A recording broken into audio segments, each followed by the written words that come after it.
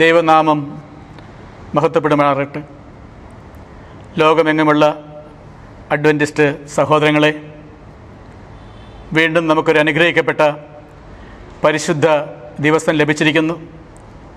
അനുഗ്രഹിക്കപ്പെട്ട ഈ വിശുദ്ധ ദിവസത്തിൻ്റെ പ്രഭാതത്തിൽ നമുക്കൊരുമിച്ച് കൂടി ദൈവസന്നിധിയിലായിരിക്കാൻ ദൈവം അവസരം നൽകി. ദൈവനാമത്തെ സ്തുതിക്കുവാനും മഹത്വപ്പെടുത്തുവാനും ദൈവത്തിൻ്റെ വചനങ്ങൾ ധ്യാനിക്കുവാനും ഒരു അവസരം കൂടെ നമുക്ക് ലഭിച്ചിരിക്കുന്നു. മനോഹരമായിരിക്കുന്ന ഒരു ശബത്ത് സ്കൂൾ ശുശ്രൂഷയ്ക്കും പഠനത്തിന് ശേഷം ദിവ്യ ആരാധനയിൽ പങ്കെടുക്കുവാൻ തക്കവണ്ണം ദൈവം ഇടയാക്കിയിരിക്കുന്നു. ഇന്നത്തെ ദിവ്യ ആരാധന നമ്മുടെ ആത്മീയ ജീവിതത്തിന് ഏറ്റവും അനുഗ്രഹമാകുവാൻ തക്കവണ്ണം നമുക്ക് പ്രാർത്ഥനയോടുകൂടെ ദൈവസന്നിധിയിലിരിക്കാം. കഴിഞ്ഞ ദിവസങ്ങളിലൊക്കെയും ദൈവം നമ്മെ എത്ര ശ്രേഷ്ഠമായി അനുഗ്രഹിച്ചു.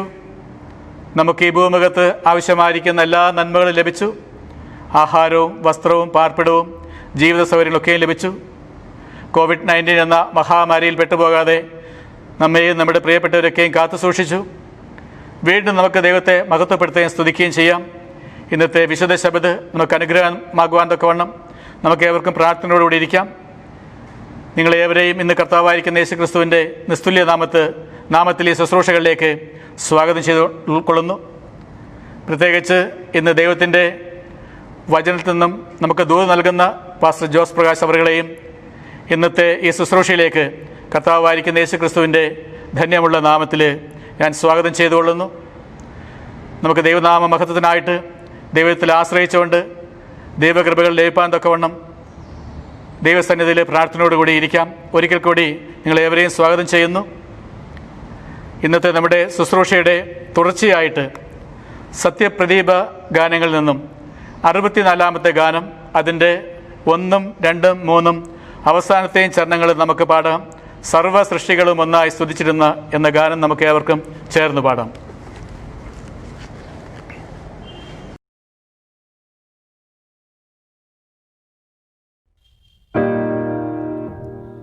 സർവ സൃഷ്ടികളും ഒന്നായി പുകഴ്ത്തിടുന്ന സൃഷ്ടാവിനെ സ്തുതിക്കും ഞാൻ.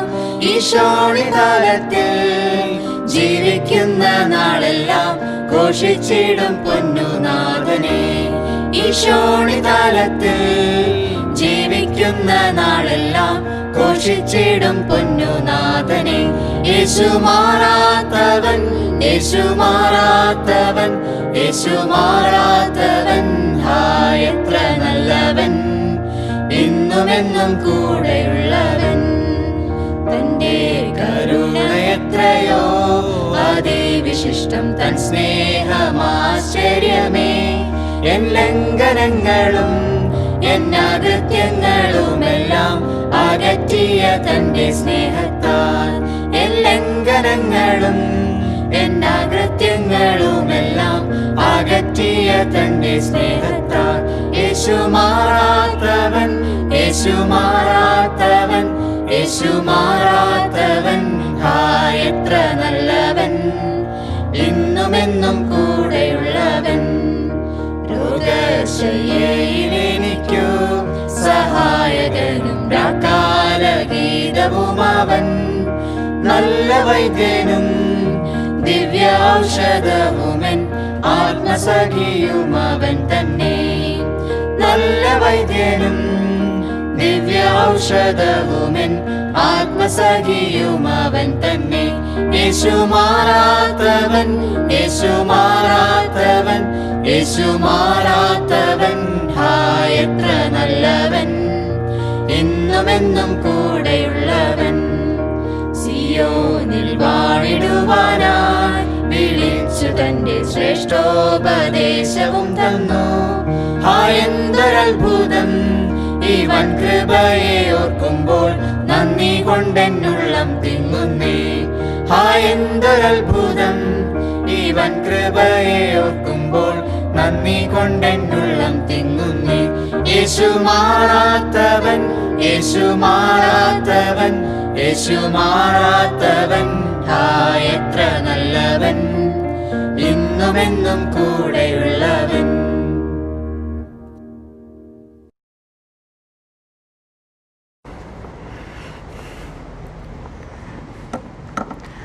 ഇന്ന് തിരുവചന ധ്യാനത്തിനായി വായനയ്ക്കായി തിരഞ്ഞെടുത്തിരിക്കുന്ന ഭാഗം 67-ാം സങ്കീർത്തനമാണ്. ദാവീദിൻ്റെ ഈ സങ്കീർത്തനം ഞാൻ വായിക്കുന്നു. ദൈവം നമ്മോട് കൃപ ചെയ്ത് നമ്മെ അനുഗ്രഹിക്കുമാറാകട്ടെ. അവൻ തൻ്റെ മുഖത്തെ നമ്മുടെ മേൽ പ്രകാശിപ്പിക്കുമാറാകട്ടെ. നിൻ്റെ വഴി ഭൂമിയിലും നിൻ്റെ രക്ഷ സകല ജാതികളുടെ ഇടയിലും അറിയേണ്ടത് തന്നെ. ദൈവമേ, ജാതികൾ നിന്നെ സ്തുതിക്കും, സകല ജാതികളും നിന്നെ സ്തുതിക്കും. ജാതികൾ സന്തോഷിച്ച് ഘോഷിച്ചുല്ലസിക്കും. നീ വംശങ്ങളെ നേരോടെ വിധിച്ച് ഭൂമിയിലെ ജാതികളെ ഭരിക്കുന്നുവല്ലോ. ദൈവമേ, ജാതികൾ നിന്നെ സ്തുതിക്കും, സകല ജാതികളും നിന്നെ സ്തുതിക്കും. ഭൂമി അതിൻ്റെ അനുഭവം തന്നിരിക്കുന്നു. ദൈവം, നമ്മുടെ ദൈവം തന്നെ നമ്മെ അനുഗ്രഹിക്കും. ദൈവം നമ്മെ അനുഗ്രഹിക്കും. ഭൂമിയുടെ അറുതികളൊക്കെയും അവനെ ഭയപ്പെടും. ദൈവം നമ്മെ ഈ തിരുവചനങ്ങളാൽ അനുഗ്രഹിക്കുമാറാകട്ടെ. നമുക്ക് തൽസ്ഥാനങ്ങളിൽ ഇരുന്നു കൊണ്ട് ദൈവത്തോട് പ്രാർത്ഥിക്കാം. അടിയങ്ങളെ അളവ് കൂടാതെ സ്നേഹിക്കുന്ന സ്വർഗീയ വാഴ്ത്തപ്പെട്ട പിതാവേ, വീണ്ടും മനോഹരമായിരിക്കുന്ന ഈ അനുഗ്രഹിക്കപ്പെട്ട ശബദ ദിവസത്തിൽ അടിയങ്ങൾക്ക് ദൈവാലയത്തിൽ കടന്നു വന്ന് അങ്ങേ ആരാധിപ്പാൻ തക്കവണ്ണം, അങ്ങേ മഹത്വപ്പെടുത്തുവാൻ തക്കവണ്ണം അവിടുന്ന് അവസരം നൽകിയതുകൊണ്ട് സ്തോത്രം ചെയ്യുന്നു. മനോഹരമായിരിക്കുന്ന ഒരു അനുഗ്രഹിക്കപ്പെട്ട ശബദ് സ്കൂൾ പഠനത്തിന് ശേഷം ശുശ്രൂഷയ്ക്കായിട്ട് വീണ്ടും കടന്നു വരുവാൻ തക്കവണ്ണം അവിടുന്ന് അവസരം നൽകിയതുകൊണ്ട് സ്തോത്രം ചെയ്യുന്നു. ഇന്ന് നടക്കുന്നതായിരിക്കുന്ന എല്ലാ ദൈവിക ശുശ്രൂഷകളെയും അവിടുന്ന് അനുഗ്രഹിക്കണമെന്ന് പ്രാർത്ഥിക്കുന്നു. ദൈവം കഴിഞ്ഞ ദിവസങ്ങളിലൊക്കെയും അടിയങ്ങളെ അനുഗ്രഹിച്ച് വഴി നടത്തിയ വൻ കൃപകൾക്ക് വേണ്ടി സ്തോത്രം ചെയ്യുന്നു. അടിയങ്ങൾക്ക് അവിടുന്ന് ഈ ഭൗമികമായിരിക്കുന്ന ലോകത്ത് വേണ്ടുന്നതായിരിക്കുന്ന എല്ലാ കൃപകളും നന്മകളും നൽകി സന്തോഷത്തോടെയും സൗഭാഗ്യത്തോടെയും അതിലുപരിയായി വലിയ പ്രത്യാശയോടും ഈ ഭൂമുഖത്ത് ജീവിപ്പാൻ തക്കവണ്ണം അവിടുന്ന് ഇടയാക്കിയിരിക്കുന്നതുകൊണ്ട് സ്തോത്രം ചെയ്യുന്നു. വീണ്ടും കർത്താവെ, ആത്മീയമായി ശക്തി പ്രാപിപ്പാൻ തക്കവണ്ണം അടിയങ്ങൾ ദൈവസന്നിധിയിൽ കടന്നു വന്നിരിക്കുന്നു. ഇന്ന് അടിയങ്ങൾ കേൾക്കുന്നതായിരിക്കും തിരുവചനം അടിയങ്ങളുടെ ആത്മീയ ജീവിതത്തിന് ശക്തി വരുവാൻ തക്കവണ്ണം അവിടുന്ന് ഇടയാക്കണം. ഇന്ന് അടിയങ്ങൾ കേൾക്കുന്നതായിരിക്കുന്ന തിരുവചനം കർത്താവെ, അടിയങ്ങൾക്കത് ഏറ്റവും അനുഗ്രഹിക്കപ്പെടുവാൻ തക്കവണ്ണം, അടിയങ്ങളുടെ ജീവിതത്തിൽ സമൂലമായിരിക്കുന്ന ഒരു പരിവർത്തനം ഉണ്ടാകുവാൻ തക്കവണ്ണം അവിടുന്ന് ഇടയാക്കണമെന്ന് പ്രാർത്ഥിക്കുന്നു. വിശിഷ്യ ഇന്ന് അങ്ങയുടെ വചനം സംസാരിക്കുന്ന അങ്ങയുടെ ദാസനെ അവിടുന്ന് ശക്തീകരിക്കുകയും ബലപ്പെടുത്തുകയും ചെയ്യണം. ആ ക്രൂശിൻ്റെ മറവിൽ നിന്നുകൊണ്ട് പ്രിയ മകൻ അടിയങ്ങളോട് സംസാരിപ്പാൻ തക്കവണ്ണം അവിടുന്ന് ഇടയാക്കണം. അടിയങ്ങളത് കേട്ട് കർത്താവെ, അങ്ങയോട് ഏറ്റവും അടുത്ത് ജീവിപ്പാൻ തക്കവണ്ണം അവിടുന്ന് ഇടയാക്കണമെന്ന് പ്രാർത്ഥിക്കുന്നു. ഇന്ന് പകൽക്കാലം അടിയങ്ങളുടെ എല്ലാ പ്രിയപ്പെട്ടവരെയും തിരുസന്നിധിയിലേക്ക് സമർപ്പിച്ച് പ്രാർത്ഥിക്കുന്നു. ലോകമെങ്ങും നടക്കുന്നതായിരിക്കുന്ന എല്ലാ വിശുദ്ധാരാധനകളെയും അവിടെ നിന്ന് അനുഗ്രഹിക്കണം. അങ്ങയുടെ മഹാസാന്നിധ്യത്താൽ അടിയങ്ങളെയൊക്കെയും നിറയ്ക്കണമെന്ന് പ്രാർത്ഥിക്കുന്നു. പ്രതിസന്ധികളും പ്രയാസങ്ങളും കഷ്ടപ്പാടുകളും ദുരിതങ്ങളും നിറഞ്ഞിരിക്കുന്നതായിരിക്കുന്ന കാലഘട്ടത്തിൽ അടിയങ്ങൾക്ക് വീണ്ടും അങ്ങയിൽ ആശ്രയിപ്പാൻ അവസരം നൽകിയതുകൊണ്ട് സ്തോത്രം ചെയ്യുന്നു. പ്രത്യേകിച്ച് COVID-19 എന്ന മഹാമാരി ലോകത്തെ മുഴുവൻ ഭയപ്പെടുത്തിക്കൊണ്ടിരിക്കുമ്പോൾ കർത്താവെ, ഈ മഹാമാരിയിൽ അടിയങ്ങൾ ഭയപ്പെടാതെ അങ്ങയിൽ കൂടുതലായിട്ട് ആശ്രയിക്കുന്ന മക്കളായി തീരുവാൻ തക്കവണ്ണം അവിടുന്ന് ഇടയാക്കണം. കർത്താവ്, ഇതൊക്കെയും അങ്ങയുടെ വരവിന് മുമ്പ് ഈ ഭൂമുഖത്ത് സംഭവിക്കേണ്ടതായിരിക്കുന്ന സംഭവ വികാസങ്ങളാണെന്ന് മനസ്സിലാക്കുവാൻ തക്കവണ്ണം അടിയങ്ങൾക്ക് അവസരം നൽകിയിരിക്കുന്നതുകൊണ്ട് സ്തോത്രം ചെയ്യുന്നു. അങ്ങയുടെ വരവ് ഏറ്റവും ആസന്നമായിരിക്കുന്നെന്ന് മനസ്സിലാക്കിക്കൊണ്ട് അടിയങ്ങൾ ഈ കാലഘട്ടത്തിൽ ജീവിപ്പാൻ തക്കവണ്ണം അവിടുന്ന് ഇടയാക്കണമെന്ന് പ്രാർത്ഥിക്കുന്നു. അവിടുന്ന് എല്ലാ നന്മകളെ കൊണ്ടും കൃപകളെ കൊണ്ടും അടിയങ്ങളെ നിറയ്ക്കണം. അടിയങ്ങൾ ബലഹീനരാണ്, കുറവശങ്ങളുള്ളവരാണ്. അടിയങ്ങളുടെ പാപങ്ങളെയും ബലഹീനതകളൊക്കെയും അവിടുന്ന് പൊറുക്കണമെന്ന് പ്രാർത്ഥിക്കുന്നു. അടിയങ്ങളുടെ കൂട്ടായ്മയിൽ കർത്താവെ, പ്രായമുള്ളവർ, പ്രായത്തിൻ്റെ ക്ഷീണാവസ്ഥയിൽ കഴിയുന്നവർക്ക് വേണ്ടി പ്രത്യേകം പ്രാർത്ഥിക്കുന്നു. അവരോടുകൂടി അങ്ങയുടെ സാന്നിധ്യം ഉണ്ടായിരിക്കണം. അടിയങ്ങളുടെ യുവജനങ്ങളെ അനുഗ്രഹിക്കണം. അടിയങ്ങളുടെ കുഞ്ഞുങ്ങളെ അനുഗ്രഹിക്കണം. അടിയങ്ങളുടെ പ്രിയപ്പെട്ട എല്ലാ സഹവിശ്വാസികളെയും അവിടുന്ന് അനുഗ്രഹിക്കണമെന്ന് പ്രാർത്ഥിക്കുന്നു.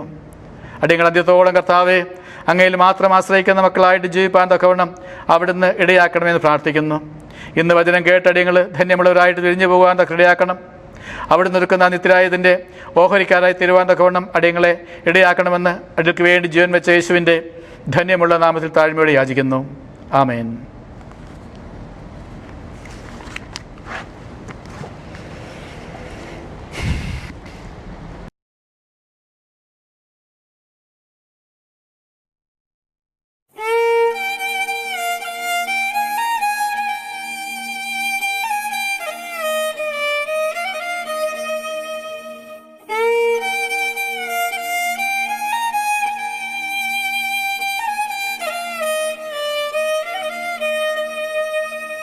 നാഥനെനിക്കേകും നന്മകൾ ഓർക്കുകിൽ എത്ര മോഹനം. നാളുകൾ തോറുമേകും നന്മകൾ കിന്തു ഞാൻ നന്ദിയേകിടും.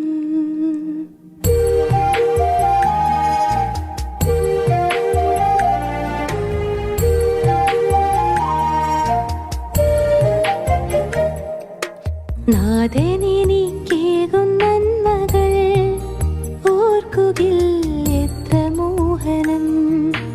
നാളുകൾ തോറുമേകും നന്മകൾ കിന്തു ഞാൻ നന്ദിയേകിടും. എൻ വീഴ്ചകളിൽ താങ്ങായി നിന്നിടും. എൻ വേദനയിൽ സ്നേഹമായിടും. നാഥനെനിക്കേകും നന്മകൾ ഓർക്കുകിൽ എത്ര മോഹനം.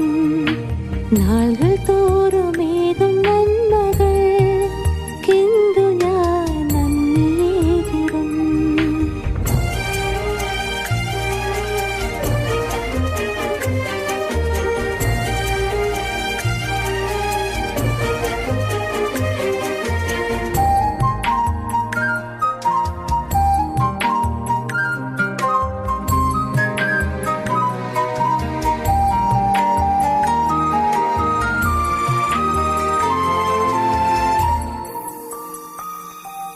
കൂട്ടം പിരിഞ്ഞോരാടിനെ പോലെ തേടുന്നു ഞാൻ നിൻ സ്നേഹലാളനം. കൂട്ടം പിരിഞ്ഞോരാടിനെ പോലെ തേടുന്നു ഞാൻ നിൻ സ്നേഹലാളനം. ഇടറും മനസ്സിൻ ആശ്വാസമേകുവാൻ അണയൂ എൻ സ്നേഹമേ. ഇടറും മനസ്സിൻ ആശ്വാസമേകുവാൻ അണയൂ എൻ സ്നേഹമേ. അണിവിൻ നിറവേ എന്നിൽ വാഴുക. നാഥനെനിക്കേകും നന്മകൾ ഓർക്കുകിൽ എത്ര മോഹനം. നാളുകൾ തോറുമേകും നന്മകൾ കിന്തു ഞാൻ നന്ദിയേകിടും.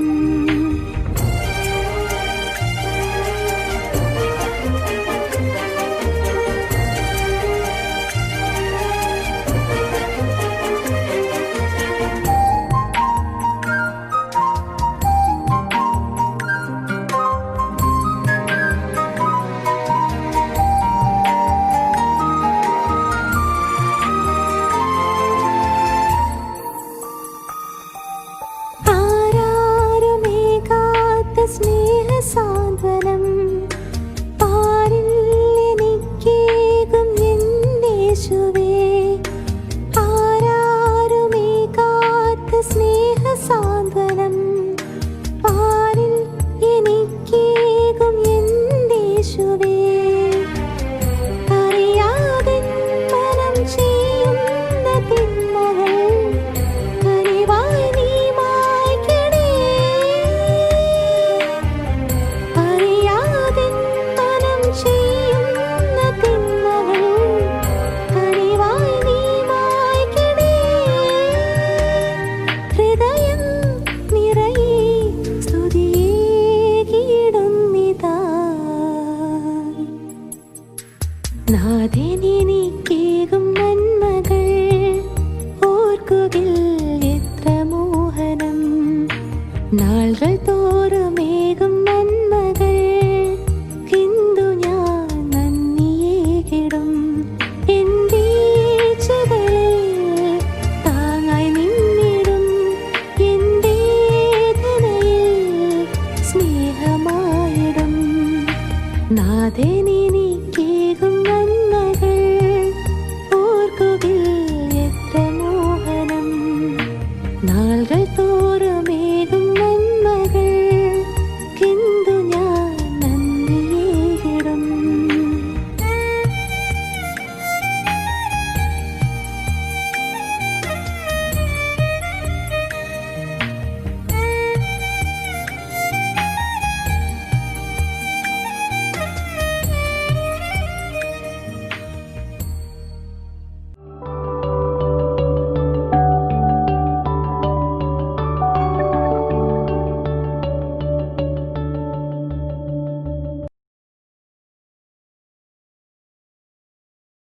ദൈവനാമം വാഴ്ത്തപ്പെടുമാറാകട്ടെ. വീണ്ടും ദൈവസന്നിധിയിലായിരുന്നുകൊണ്ട് ദൈവത്തിൻ്റെ വചനം സംസാരിക്കുവാൻ എനിക്ക് ലഭിച്ച ഈ നല്ല അവസരത്തിനായി ഞാൻ ദൈവത്തെ സ്തുതിക്കുന്നു. നിങ്ങളേവരെയും കർത്താവ് യേശു ക്രിസ്തുവിൻ്റെ നാമത്തിലുള്ള സ്നേഹവന്ദനത്തെ അറിയിക്കുന്നു. തമ്മിൽ പ്രാർത്ഥനയിൽ ഓർക്കുവാൻ ദൈവനാമത്തിൽ ഒരിക്കൽ കൂടെ നിങ്ങളെ ഓർമ്മിക്കുകയാണ്. പ്രത്യേകിച്ച് ഈ ശുശ്രൂഷയെ നിങ്ങളുടെ പ്രാർത്ഥനയിൽ ഓർക്കണം എന്ന് ദൈവനാമത്തിൽ അഭ്യർത്ഥിക്കുന്നു. ദൈവത്തിൻ്റെ വചനം കേൾക്കുന്നതായ നിങ്ങളെല്ലാവരെയും ഞങ്ങളുടെ പ്രാർത്ഥനയിൽ ഓർക്കുന്നു. വ്യക്തിപരമായും പരസ്യവും രഹസ്യവുമായുള്ളതായ പ്രാർത്ഥനകളിൽ നിങ്ങളെ ഓർക്കുന്നു എന്നുള്ളതായ കാര്യം ഞാൻ നിങ്ങളെ ഓർപ്പിക്കുകയാണ്. ദൈവം നിങ്ങളെല്ലാവരെയും അനുഗ്രഹിക്കുമാറാകട്ടെ. നമുക്ക് വചന ശുശ്രൂഷയ്ക്ക് മുൻപായി കണ്ണുകളെ അടച്ച് നമുക്ക് പ്രാർത്ഥിക്കാം. ഞങ്ങളെ സ്നേഹിക്കുന്ന നല്ല ദൈവമേ, സ്വർഗീയ പിതാവേ, ദൈവത്തിൻ്റെ വചനം ഇന്ന് വിളമ്പുമ്പോൾ ദൈവത്തിൻ്റെ അനുഗ്രഹം ഞങ്ങളോടുകൂടെ ഇരിക്കണമേ എന്ന് പ്രാർത്ഥിക്കുന്നു.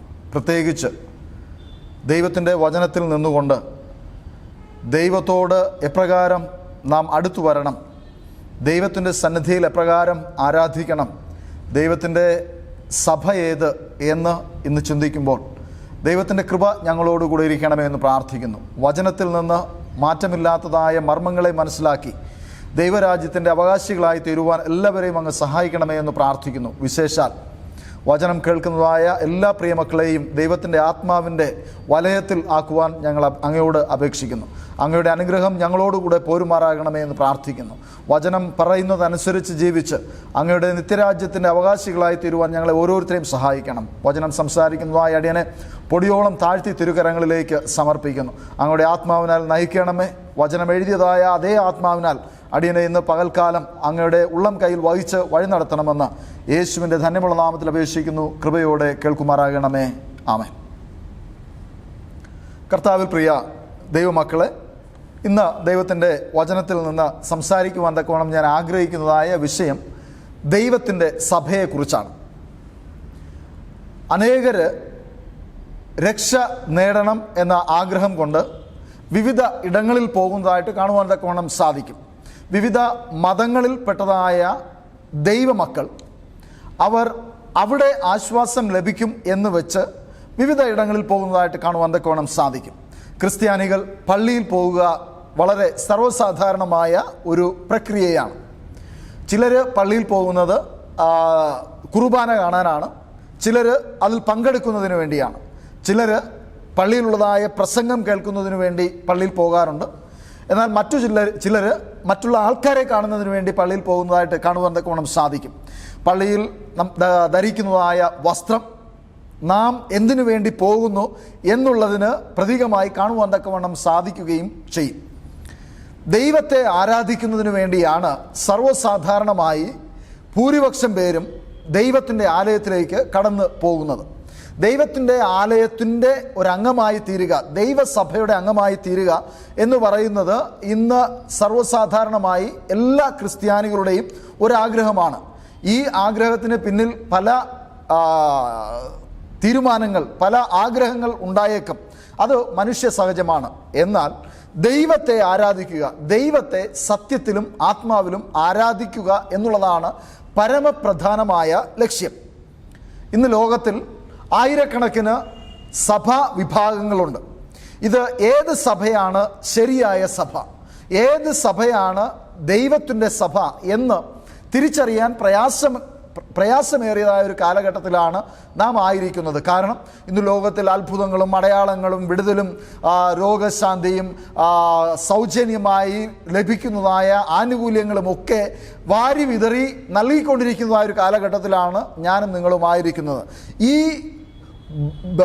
സഭയുടെ ബാഹുല്യതയുള്ളതായ ഈ കാലഘട്ടത്തിൽ സത്യസഭയെ എപ്രകാരം നമുക്ക് തിരിച്ച് അറിയാം?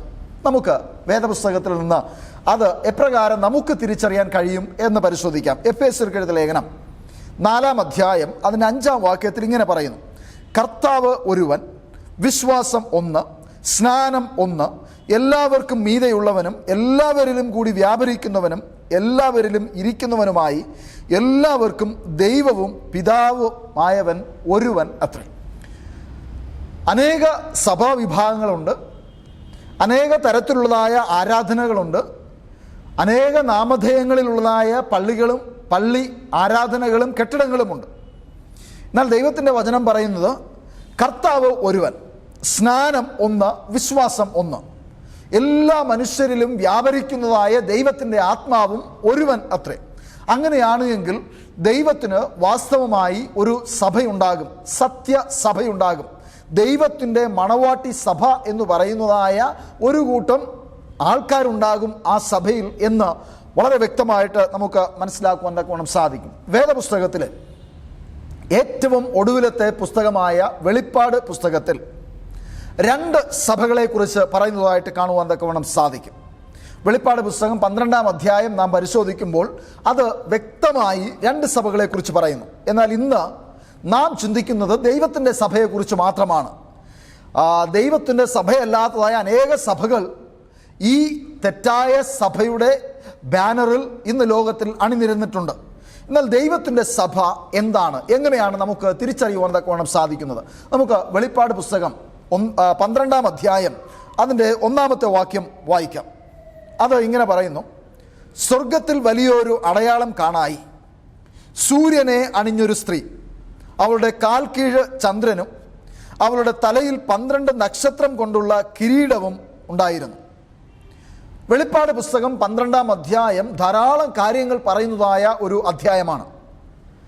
സാത്താൻ്റെ ഉത്ഭവത്തെക്കുറിച്ചും, എപ്രകാരമാണ് സാത്താൻ ദൈവവുമായി യുദ്ധമുണ്ടായത്, എപ്രകാരമാണ് അവനെ തള്ളിയിട്ടത്, ആ തള്ളിയിടപ്പെട്ടതായ സാത്താൻ ഭൂമിയിൽ വന്ന് ദൈവത്തിൻ്റെ സഭയെ എപ്രകാരമാണ് ആക്രമിക്കുന്നത്, ആക്രമണത്തിൽ ഈ സാത്താന് എന്ത് സംഭവിക്കും, ദൈവത്തിൻ്റെ സഭയ്ക്ക് എന്ത് സംഭവിക്കും, ഈ ദൈവത്തിൻ്റെ സഭയിലുള്ളതായ ദൈവമക്കൾ അവരെ എങ്ങനെയാണ് ദൈവം സംരക്ഷിക്കുന്നത്, ഇത്യാദി കാര്യങ്ങളൊക്കെ വെളിപ്പാട് പുസ്തകം 12-ാം അധ്യായത്തിൽ സവിസ്തരം പ്രസ്താവിക്കുന്നതായിട്ട് കാണുവാൻ തക്കവണ്ണം സാധിക്കും. എന്നാൽ ഈ സഭയെ എങ്ങനെയാണ് ദൈവം സ്ത്രീ എന്ന് അഭിസംബോധന ചെയ്തിരിക്കുന്നത്? വെളിപ്പാട് പുസ്തകം 12-ാം അധ്യായം 1-ാം വാക്യം നാം നേരത്തെ വായിച്ചതനുസരിച്ച് സൂര്യനെ അണിഞ്ഞ ഒരു സ്ത്രീയെക്കുറിച്ച് ഇവിടെ പറയുകയാണ്. ഈ സൂര്യനെ അണിഞ്ഞതായ സ്ത്രീ ആരാണ്? സ്ത്രീ എന്ന് പറഞ്ഞാൽ എന്താണ് ഉദ്ദേശിക്കുന്നത്? നമുക്ക് ഇരമ്യാവിൻ്റെ പ്രവചനം 2-ാം അധ്യായം ഇരമ്യാവിൻ്റെ പ്രവചനം 6-ാം അധ്യായം അതിൻ്റെ 2-ാം വാക്യത്തിൽ സ്ത്രീയെ എപ്രകാരമാണ് പറഞ്ഞിരിക്കുന്നത് എന്ന് നമുക്ക് നോക്കാം. ഇവിടെ പറഞ്ഞിരിക്കുന്നത് സുന്ദരിയായ സിയോൻ പുത്രിയെ, സുന്ദരിയായ സുമുഖയായ സുഖലോലുപയായ സിയോൻ പുത്രിയെ എന്നാണ് യെരൂശലേമിനെ കുറിച്ച് ദൈവത്തിൻ്റെ വചനത്തിൽ അഥവാ ദൈവത്തിൻ്റെ സഭയെക്കുറിച്ച് അഭിസംബോധന ചെയ്തിരിക്കുന്നത്. സുന്ദരിയാണ്, സുമുഖയാണ്, അവൾ മനോഹരിയാണ് എന്ന് ദൈവം ഈ സഭയെക്കുറിച്ച് അഥവാ ദൈവത്തിൻ്റെ സഭയെക്കുറിച്ച് പറയുകയാണ്. അപ്പോസ്തലനായ പൗലോസ് പിൽക്കാലത്ത് ദൈവസഭയെക്കുറിച്ച് എഴുതുമ്പോൾ ഇപ്രകാരം കൊരിന്ത്യർക്ക് എഴുതിയ 2-ാം ലേഖനം 11-ാം അധ്യായം അതിൻ്റെ 2-ാം വാക്യം ഇങ്ങനെ പറയുന്നു. കൊരിന്ത്യർക്ക് എഴുതിയ 2-ാം ലേഖനം 11-ാം അധ്യായം അതിൻ്റെ 2-ാം വാക്യം: ഞാൻ നിങ്ങളെക്കുറിച്ച് ദൈവത്തിൻ്റെ എരിവോടെ എരിയുന്നു, ഞാൻ ക്രിസ്തു എന്ന ഏക പുരുഷന് നിങ്ങളെ നിർമ്മല കന്യകയായി ഏൽപ്പിപ്പാൻ വിവാഹ നിശ്ചയം ചെയ്തിരിക്കുന്നു. ഇവിടെ കന്യകയായ ഒരു സ്ത്രീയെ ഉപമിച്ചിട്ടാണ് ദൈവത്തിൻ്റെ സഭയെ പറയുന്നത്. ദൈവത്തിൻ്റെ സഭയെ നിർമ്മല കന്യകയായി അപ്പോസ്തലനായ പൗലൂസ് ഇവിടെ വിവരിക്കുന്നു. ക്രിസ്തുവാകുന്ന ഏക പുരുഷന് വിവാഹ നിശ്ചയം ചെയ്യുവാൻ തക്കവണ്ണം ചെയ്തിരിക്കുന്ന ഒരു മണവാട്ടിയെ പോലെയാണ് ഇവിടെ സ്ത്രീയെക്കുറിച്ച് അഥവാ ദൈവത്തിൻ്റെ സഭയെക്കുറിച്ച് അപ്പോസ്തലനായ പൗലൂസ് വർണ്ണിക്കുന്നത്. ഈ സഭയെക്കുറിച്ച് തീമോഥെയോസിന് ലേഖനം എഴുതുമ്പോൾ അപ്പോസ്തലനായ പൗലൂസ് ഇപ്രകാരം പറയുന്നു. തീമോഥെയോസിന് എഴുതിയ 1-ാം ലേഖനം 3-ാം അധ്യായം അതിൻ്റെ 15-ാം വാക്യം: സത്യത്തിൻ്റെ തൂണും അടിസ്ഥാനവുമായി ജീവനുള്ള ദൈവത്തിൻ്റെ സഭയാകുന്ന ദൈവാലയത്തിൽ നടക്കേണ്ടത് എങ്ങനെയെന്ന് നീ അറിയേണ്ടതിന് ഇത് എഴുതുന്നു. തീമോഥെയോസിന് പൗലൂസ് ലേഖനം എഴുതുമ്പോൾ പറയുകയാണ്, ഈ ദൈവത്തിൻ്റെ സഭ എന്ന് പറയുന്നത് സത്യത്തിന് തൂണ് ആയിരിക്കണം, അതിന് അടിസ്ഥാനമിടുന്നതായിരിക്കണം. ജീവനുള്ള ദൈവത്തിൻ്റെ സഭയാകുന്ന ദൈവാലയത്തിൽ ആ സത്യത്തിൻ്റെ തൂണ് നടകൊള്ളണം, അത് നിലകൊള്ളണം, അത് സത്യത്തിലേക്ക് മനുഷ്യരെ നയിക്കുന്നതായിരിക്കണം എന്ന് ദൈവത്തിൻ്റെ വചനം പറയുകയാണ്. അതുകൊണ്ടാണ് വെളിപ്പാട് പുസ്തകത്തിൽ പറഞ്ഞിരിക്കുന്നത് സൂര്യനെ അണിഞ്ഞ ഒരു സ്ത്രീ. എത്ര മനോഹരമായിട്ടാണ് ദൈവത്തിൻ്റെ സഭയെ വർണ്ണിച്ചിരിക്കുന്നത്. അവൾ നിർമ്മല കന്യകയാണ്, അവളിൽ കുറവില്ല, ന്യൂനതയില്ല. അപ്പോസ്തലനായ പൗലൂസ് പറയുന്നത് സത്യത്തിൻ്റെ തൂണാണ്, സത്യത്തിന് അടിസ്ഥാനമിട്ടവളാണ് ദൈവത്തിൻ്റെ സഭ. ഈ ദൈവത്തിൻ്റെ സഭയെക്കുറിച്ച് വെളിപ്പാട് പുസ്തകത്തിൽ പറയുന്നതായ 3 കാര്യങ്ങളെ ഇന്ന് നമുക്ക് ചിന്തിക്കാം. ഒന്നാമതായി വെളിപ്പാട് പുസ്തകം പറയുന്നത് സൂര്യനെ അണിഞ്ഞ ഒരു സ്ത്രീ. വേദപുസ്തകത്തിൽ ഈ സൂര്യൻ ആര് എന്ന് വേദപുസ്തകത്തിൽ പറയുന്നു. സങ്കീർത്തനങ്ങൾ 84:11 വാക്യം ഇങ്ങനെ പറയുന്നു: യഹോവയായ ദൈവം സൂര്യനും പരിചയും ആകുന്നു. സൂര്യനെ അണിഞ്ഞ സ്ത്രീ എന്ന് പറഞ്ഞാൽ യഹോവയായ ദൈവത്തെ അണിഞ്ഞ സ്ത്രീ. സൂര്യൻ ദൈവത്തെ പ്രതിനിധാനം ചെയ്യുന്നു എന്ന് പറഞ്ഞാൽ സൂര്യനെ നമസ്കരിക്കണമെന്നല്ല, നാം ആകാശത്ത് കാണുന്നതായ സൂര്യനെ ആരാധിക്കണമെന്നല്ല ഞാൻ ഈ പറയുന്നത്. എന്നാൽ വേദപുസ്തകം പറയുന്നതായ സൂര്യനെ അണിഞ്ഞ സ്ത്രീ, ആ സൂര്യൻ ആര് എന്ന് വേദപുസ്തകം പറയുന്നത് യഹോവയായ ദൈവമാണ് സൂര്യൻ എന്ന് വേദപുസ്തകം പറയുകയാണ്. ആ സൂര്യനെ ദൈവത്തിൻ്റെ സഭ അണിഞ്ഞിരിക്കുകയാണ്, സത്യ ദൈവമുള്ളതായ ഒരു സഭ. 2, വേദപുസ്തകം പറയുന്നത് അവളുടെ കാൽ കീഴ് ചന്ദ്രനുണ്ട്. ചന്ദ്രനിൽ ചവിട്ടിയാണ് ഈ സഭ നിലനിൽക്കുന്നത്. എന്താണ് ചന്ദ്രൻ?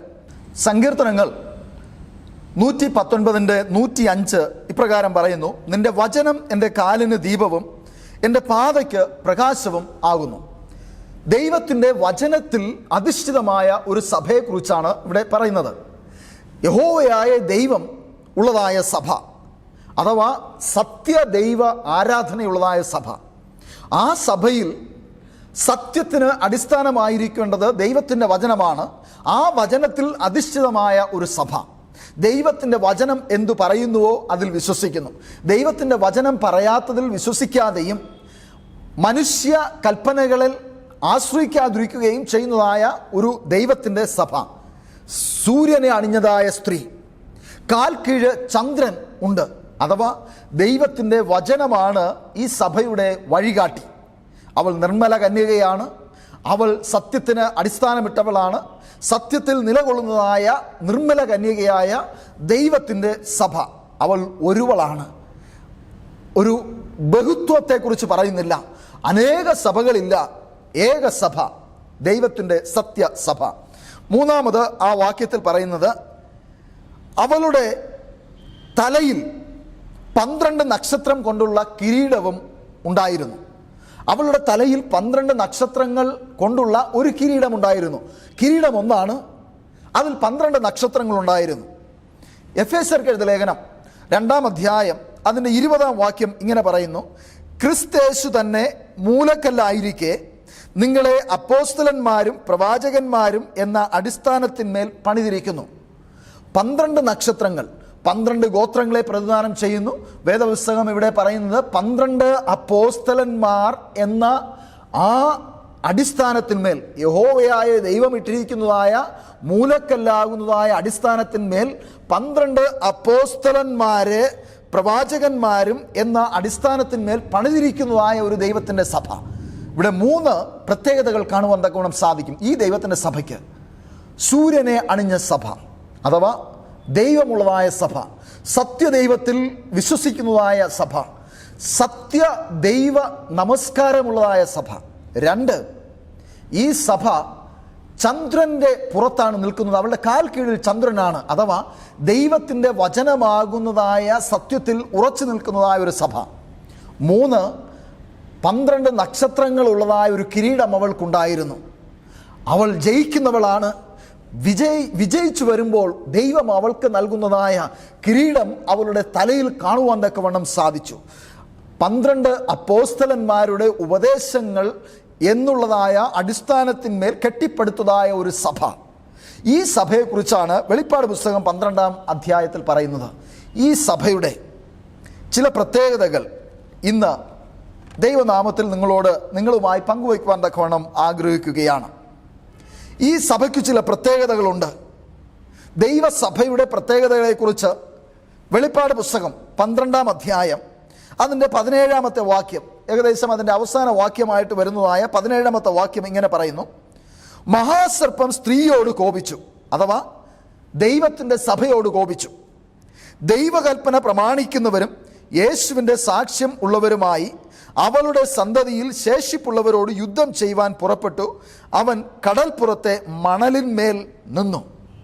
ഇവിടെ എന്തുകൊണ്ടാണ് സ്ത്രീയോട് മഹാസർപ്പം കോപിച്ചത്? ദൈവത്തിൻ്റെ സഭ ആണ് സ്ത്രീ എന്ന് ഇവിടെ പറഞ്ഞിരിക്കുന്നത്. ഈ സ്ത്രീയോട് അഥവാ ദൈവത്തിൻ്റെ സഭയോട് മഹാസർപ്പം കോപിച്ചു. എന്തുകൊണ്ടാണ് മഹാസർപ്പം അഥവാ സാത്താൻ, പഴയ പാമ്പ്, പിശാച് ദൈവത്തിൻ്റെ സഭയോട് കോപിക്കുകയാണ്? എന്തുകൊണ്ടാണ് ദൈവത്തിൻ്റെ സഭയോട് കോപിക്കുവാൻ തക്കവണ്ണം കാരണമായി തീർന്നിരിക്കുന്നത്? ഇങ്ങനെ ദൈവത്തിൻ്റെ സഭയോട് കോപിക്കുവാൻ തക്കവണ്ണം കാരണമായിരിക്കുന്നതായ 3 കാരണങ്ങൾ ഞാൻ ഇന്ന് പാൽക്കാലം നിങ്ങളോട് പെട്ടെന്ന് പറഞ്ഞു പോകുവാൻ തക്കവണ്ണം ആഗ്രഹിക്കുകയാണ്. ഒന്ന്, ദൈവത്തിൻ്റെ വചനം പറയുന്നത് ദൈവകൽപ്പന പ്രമാണിക്കുന്നു. ദൈവത്തിൻ്റെ സഭ ദൈവകൽപ്പന പ്രമാണിക്കുന്നത് കൊണ്ട് പിശാച് ഈ സഭയോട് യുദ്ധം ചെയ്യുവാൻ തക്കവണ്ണം ഒരുങ്ങിക്കഴിഞ്ഞു. യുദ്ധം ചെയ്തുകൊണ്ടേയിരിക്കുകയാണ്. യുദ്ധം ചെയ്ത് ഈ സഭയെ തോൽപ്പിക്കണമെന്ന് പിശാച് ആഗ്രഹിക്കുന്നത് കൊണ്ട് അവൻ കടൽപ്പുറത്തെ മണലിന്മേൽ നിന്നു. അഥവാ ബാഹുല്യതയെ കാണിക്കുകയാണ്. കടൽ കരയിലുള്ളതായ മണലിനെ എണ്ണി തിട്ടപ്പെടുത്തുവാൻ തക്കവണ്ണം കഴിയുകയില്ല. അത്രമാത്രം ജനസഞ്ചയം, അത്രമാത്രം ജനബാഹുല്യതയുള്ളതായ ഒരു വലിയ സമൂഹമായി ദൈവത്തിൻ്റെ സഭയോട് പോരാടുവാൻ തക്കവണ്ണം അവർ ഒരുമിച്ച് കൂട്ടുകെട്ടുണ്ടാക്കി ദൈവത്തിൻ്റെ സഭയ്ക്ക് വിരോധമായി പ്രത്യക്ഷമായി യുദ്ധം ചെയ്യുകയാണ് എന്ന് ദൈവത്തിൻ്റെ വചനം പറയുകയാണ്. ഈ ദൈവത്തിൻ്റെ സഭ ദൈവത്തിൻ്റെ കൽപ്പനകൾ പ്രമാണിക്കുന്നു. ദൈവത്തിൻ്റെ കൽപ്പനകൾ പുറപ്പാട് പുസ്തകം 20-ാം അധ്യായം അതിൻ്റെ 1 മുതൽ 17 വരെയുള്ളതായ വാക്യങ്ങളിൽ വളരെ വ്യക്തമായി കാണുവാൻ തക്കവണ്ണം സാധിക്കും. അവിടെ ദൈവത്തിൻ്റെ വചനം പറയുന്നത്, യഹോവയായ ദൈവം ഞാനാകുന്നു, ഞാനല്ലാതെ നിനക്ക് വേറൊരു ദൈവം ഉണ്ടാകുവാൻ തക്കവണ്ണം പാടില്ല. വേദപുസ്തകത്തിൽ ഇവിടെ വെളിപ്പാട് പുസ്തകം 12-ാം അധ്യായത്തിൽ പറയുന്നതും അതുതന്നെയാണ്. സൂര്യനെ അണിഞ്ഞ സ്ത്രീ അഥവാ യഹോവയായ ദൈവം നിന്റെ സൂര്യനും പരിചയമാകുന്നു എന്ന് സങ്കീർത്തനം 84:11 പറയുമ്പോൾ ഇവിടെ ദൈവത്തിൻ്റെ 10 കൽപ്പനയിൽ പറയുകയാണ്, യഹോവയായ ദൈവം ഞാനാകുന്നു, ഞാനല്ലാതെ അന്യ ദൈവങ്ങൾ നിനക്ക് ഉണ്ടാകരുത്. എന്നെ കേൾക്കുന്നതായ പ്രിയ ദൈവമക്കളെ, പിശാച് ദൈവത്തിൻ്റെ സഭയോട് യുദ്ധം ചെയ്യുവാൻ തക്കവണ്ണം വരാനുള്ളതായ ഒരു കാരണം ഈ ദൈവത്തിൻ്റെ സഭ ദൈവത്തിൻ്റെ 10 കൽപ്പനകൾ അനുസരിക്കുന്നു എന്നുള്ളതാണ്. അങ്ങനെ അനുസരിക്കണമെന്ന് ഉപദേശിക്കുന്നു. അങ്ങനെ അനുസരിക്കുവാൻ തക്കവണ്ണം മറ്റുള്ളവരെ പ്രോത്സാഹിപ്പിക്കുകയും സ്വയമായി അത് അനുസരിക്കുവാൻ ദൈവകൃപയിൽ ആശ്രയിക്കുകയും ചെയ്യുന്നത് കൊണ്ട് സാത്താൻ ഈ സഭയോട് യുദ്ധം ചെയ്യുവാൻ തക്കവണ്ണം വന്നിരിക്കുകയാണ്. സാത്താൻ ഈ സഭയോട് യുദ്ധം ചെയ്തുകൊണ്ടിരിക്കുകയാണ്. സാത്താൻ ഈ സഭയെ ആരംഭത്തിങ്കൽ തന്നെ നശിപ്പിക്കുവാൻ തക്കവണ്ണം നോക്കിക്കൊണ്ടിരിക്കുകയായിരുന്നു. മാനുഷിക കൽപ്പനകൾ അനുസരിക്കുന്നതായ സഭയല്ല ദൈവത്തിൻ്റെ സഭ. മാനുഷിക പാരമ്പര്യങ്ങളെ വേദപുസ്തകത്തിന് തുല്യമായി കാണുന്നതായ സഭയുമല്ല ദൈവത്തിൻ്റെ സഭ. മറിച്ച് ദൈവം കൽപ്പിച്ചതായ കാര്യങ്ങൾ അത് ഒരു മറ്റ് ഒന്നിനോടും തുലനം ചെയ്യാതെ തന്നെ അത് ദൈവം പറഞ്ഞതുകൊണ്ട് അത് ശരിയാണ് എന്ന് മനസ്സിലാക്കി വേറെ കാര്യകാരണങ്ങളൊന്നും അന്വേഷിക്കാതെ ദൈവത്തിന് വിധേയപ്പെടുന്നതായ ഒരു സഭ. കാരണം ദൈവം പറയുന്നതാണ് സത്യം, ദൈവം പറയുന്നതാണ് ശരി, ദൈവം പറയുന്നതാണ് ട്രൂത്ത്. അതുകൊണ്ട് ദൈവത്തിൻ്റെ വചനം പറയുന്നത് പോലെ അനുസരിക്കുവാൻ തക്കവണ്ണം ഒരു സഭ ഒരുങ്ങിക്കഴിഞ്ഞപ്പോൾ പിശാച് ആ സഭയോട് യുദ്ധം ചെയ്യുവാൻ തക്കവണ്ണം പോവുകയാണ്. ഇന്ന് അനേക സഭകൾ ലോകത്തിലുണ്ട്. ഈ അനേക സഭകൾ പറയുന്നത് ദൈവവചനം നിങ്ങൾ പ്രമാണിക്കണ്ട, അഥവാ ദൈവകൽപ്പന നിങ്ങൾ പ്രമാണിക്കണ്ട, അത് മാഞ്ഞുപോയി, അത് കർത്താവായ യേശു ക്രിസ്തു ക്രൂസിൽ തറച്ച് അത് എന്നേക്കുമായി അതിനെ നീക്കിക്കളഞ്ഞു എന്ന് പറയുന്നതായ അനേകമായ സഭകൾ ഇന്ന് ലോകത്തിലുണ്ട്. എന്നാൽ ദൈവത്തിൻ്റെ വചനം പറയുകയാണ്, ദൈവകൽപ്പന പ്രമാണിക്കുന്നവരോടാണ് സാത്താന് പോരാട്ടമുള്ളത്. സാത്താൻ യുദ്ധം ചെയ്യുന്നത് ദൈവകൽപ്പന പ്രമാണിക്കുന്നവരോട് മാത്രമാണ്. അല്ലാത്തവരോട് സാത്താന് യുദ്ധമില്ല, പോരാട്ടമില്ല. സാത്താന് നിങ്ങളോട് ഒരു പ്രശ്നവുമില്ല. ഇന്ന് പകൽക്കാലം ദൈവത്തിൻ്റെ വചനം പറയുന്നത് സാത്താൻ യുദ്ധം ചെയ്യുവാൻ തക്കവണ്ണം കാരണമായി തീർന്നിരിക്കുന്നതായ ഒരു പ്രധാന കാരണം ഈ സഭ ദൈവകൽപ്പന പ്രമാണിക്കുന്നു. 2, സൂര്യനെ അണിഞ്ഞ സ്ത്രീ, അവളുടെ കാൽ കീഴിൽ ചന്ദ്രൻ ഉണ്ടായിരുന്നു, അഥവാ ദൈവത്തിൻ്റെ വചനമുണ്ടായിരുന്നു. ഇവിടെ വെളിപ്പാട് പുസ്തകം 12-ാം അധ്യായം പറയുന്നത് സ്വർഗത്തിൽ വലിയൊരു അടയാളം കാണായി. സൂര്യനെ അണിഞ്ഞ ഒരു സ്ത്രീ, അവളുടെ കാൽ കീഴ് ചന്ദ്രനും അവളുടെ തലയിൽ 12 നക്ഷത്രങ്ങൾ കൊണ്ടുള്ളതായ കിരീടവും ഉണ്ടായിരുന്നു. ദൈവത്തിൻ്റെ വചനം പറയുന്നത് ഇവിടെ ഈ സഭയ്ക്ക് യേശുവിൻ്റെ സാക്ഷ്യം ഉണ്ടായിരുന്നു. അഥവാ ദൈവത്തിൻ്റെ വചനം ഈ സഭയ്ക്ക് ഉണ്ടായിരുന്നു. യേശു ക്രിസ്തുവിനെ കുറിച്ച് സാക്ഷീകരിക്കുന്നതായ ദൈവവചനം, പഴയ നിയമവും അഥവാ പുതിയ നിയമവും അടങ്ങിയതായ സത്യവേദ പുസ്തകമുള്ളതായ ഒരു സഭ, അതിൽ പറഞ്ഞിരിക്കുന്നതായ കാര്യങ്ങളൊക്കെയും പൂർണ്ണമായി വിശ്വസിക്കുകയും അത് ഉപദേശിക്കുകയും അതനുസരിക്കുവാൻ തക്കവണ്ണം മുൻപിട്ട് ഇറങ്ങുന്നതായ ഒരു സഭ. ഈ സഭയെക്കുറിച്ചാണ് വേദപുസ്തകം പറയുന്നത്. ചന്ദ്രനെ അണിഞ്ഞിരിക്കുന്നു അവൾ, ചന്ദ്രൻ്റെ പുറത്താണ് അവൾ നിൽക്കുന്നത്. ദൈവത്തിൻ്റെ വചനമാണ് വിശ്വാസ പ്രമാണങ്ങൾ ഉണ്ടാക്കുവാൻ തക്കവണ്ണം അവൾ തിരയുന്നത്. മറ്റു എഴുത്തുകളോ മാനുഷിക പാരമ്പര്യങ്ങളോ ചരിത്രപരമായ സംഭവങ്ങളോ ഒന്നുമല്ല. ദൈവത്തിൻ്റെ വചനം പറയുന്നുണ്ടോ എന്നാൽ ഞാനത് വിശ്വസിക്കുന്നു. ദൈവത്തിൻ്റെ വചനം അത് പറയുന്നില്ലേ എന്നാൽ അത് എനിക്കുള്ളതല്ല എന്ന് ഞാൻ മനസ്സിലാക്കുന്നു. ഇത് ദൈവത്തിൻ്റെ സഭയുടെ ഒരു നിലപാടാണ്. ഏത് ദിവസം ആരാധിക്കണം, ദൈവത്തിൻ്റെ വചനം അത് പറയുന്നുണ്ടോ? അങ്ങനെ പറയുന്നുവെങ്കിൽ ഞാനത് വിശ്വസിക്കുന്നു. ഏത് ദിവസം ആരാധിക്കണമെന്ന് ദൈവത്തിൻ്റെ സഭ പറയുന്നത് ദൈവവചനം അത് പറയുന്നത് കൊണ്ടാണ്. ഇന്ന് എന്നെ കേൾക്കുന്നതായ പ്രിയ ദൈവമക്കളെ, പത്രോസിൻ്റെ 1-ാം ലേഖനം 1-ാം അധ്യായം 10-11 വാക്യങ്ങൾ ഇങ്ങനെ പറയുന്നു: നിങ്ങൾക്ക് വരുവാനിരിക്കുന്ന കൃപയെക്കുറിച്ച് പ്രവചിച്ച പ്രവാചകന്മാർ ഈ രക്ഷയെ ആരാഞ്ഞ് അന്വേഷിച്ചിരുന്നു.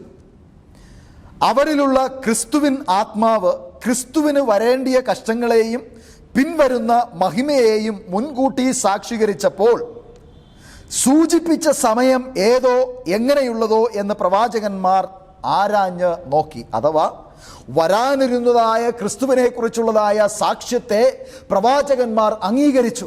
ഈ പ്രവാചകന്മാർ അംഗീകരിക്കുകയും ലോകത്തോട് അത് വിളിച്ചു പറയുകയും ചെയ്തപ്പോൾ അത് യേശു ക്രിസ്തുവിനെ കുറിച്ച് സാക്ഷ്യം പറയുന്നതാണ് എന്ന് പിൽക്കാലത്ത് ജീവിച്ചിരുന്നതായ ദൈവഭക്തന്മാരെല്ലാവരും അത് മനസ്സിലാക്കി.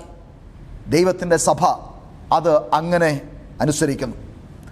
പത്രോസിൻ്റെ 2-ാം ലേഖനം 1-ാം അധ്യായം 21-ാം വാക്യം പറയുന്നത്: പ്രവചനം ഒരിക്കലും മനുഷ്യൻ്റെ ഇഷ്ടത്താൽ വന്നതല്ല, ദൈവകൽപ്പനയാൽ മനുഷ്യർ പരിശുദ്ധാത്മ നിയോഗം പ്രാപിച്ചിട്ട് സംസാരിച്ചതത്രേ. ഇവിടെ ദൈവത്തിൻ്റെ വചനം പറയുന്നത്, ദൈവത്തിൻ്റെ വചനം അഥവാ പ്രവചനത്തിൻ്റെ ആത്മാവോടുകൂടിയാണ് എഴുതപ്പെട്ടത്. അത് ദൈവത്തെക്കുറിച്ച് സാക്ഷ്യം പറയുന്നതാണ്. യേശു ക്രിസ്തു എങ്ങനെയുള്ളവനായിരിക്കും, അവൻ എന്ത് ചെയ്യും, അവൻ എന്തിനു വേണ്ടി വന്നു, ആ യേശു ക്രിസ്തു എങ്ങനെയാണ് നമ്മെ രക്ഷിക്കുവാൻ തക്കവണ്ണം പോകുന്നത് എന്ന് വളരെ വ്യക്തമായി പറയുന്നതായ സാക്ഷ്യത്തെക്കുറിച്ചാണ് വേദപുസ്തകം പറയുന്നത്. പ്രവചനം ഒരിക്കലും മനുഷ്യൻ്റെ ഇഷ്ടത്താൽ വന്നതല്ല, ദൈവ കൽപ്പനയാൽ മനുഷ്യർ പരിശുദ്ധാത്മ നിയോഗം പ്രാപിച്ച് സംസാരിച്ചതത്രേ. എന്നെ കേൾക്കുന്നതായ പ്രിയ ദൈവമക്കളെ, പ്രവചനത്തിൻ്റെ ആത്മാവ് എന്ന് പറയുന്നത് ദൈവത്തിൻ്റെ വചനമാണ്. ദൈവത്തിൻ്റെ വചനം എന്ത് പ്രസ്താവിക്കുന്നു എന്ന് നാം മനസ്സിലാക്കുമ്പോൾ അതിൽ നമുക്ക് രക്ഷയ്ക്കുള്ളതായ സംഗതികളെല്ലാം ഉണ്ട്.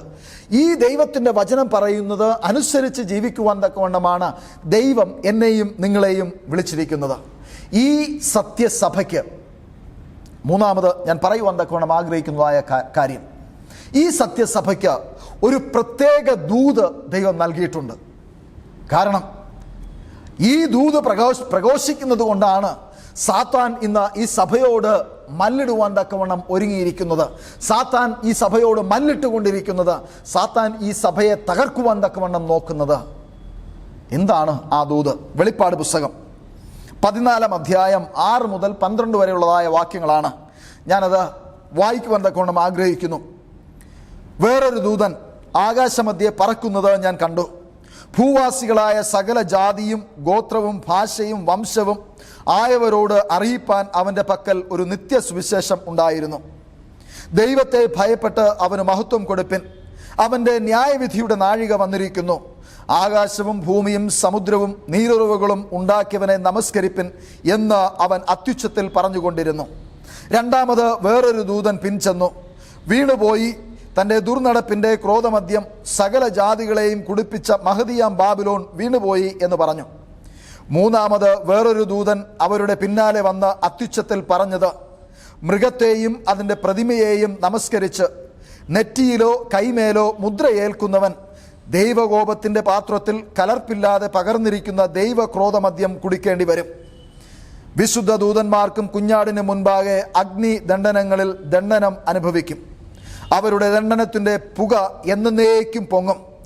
മൃഗത്തെയും അതിൻ്റെ പ്രതിമയെയും നമസ്കരിക്കുന്നവർക്കും അതിൻ്റെ പേരിൻ്റെ മുദ്ര ഏൽക്കുന്ന ഏവനും രാവും പകലും ഒരു സ്വസ്ഥതയും ഉണ്ടാകുകയില്ല.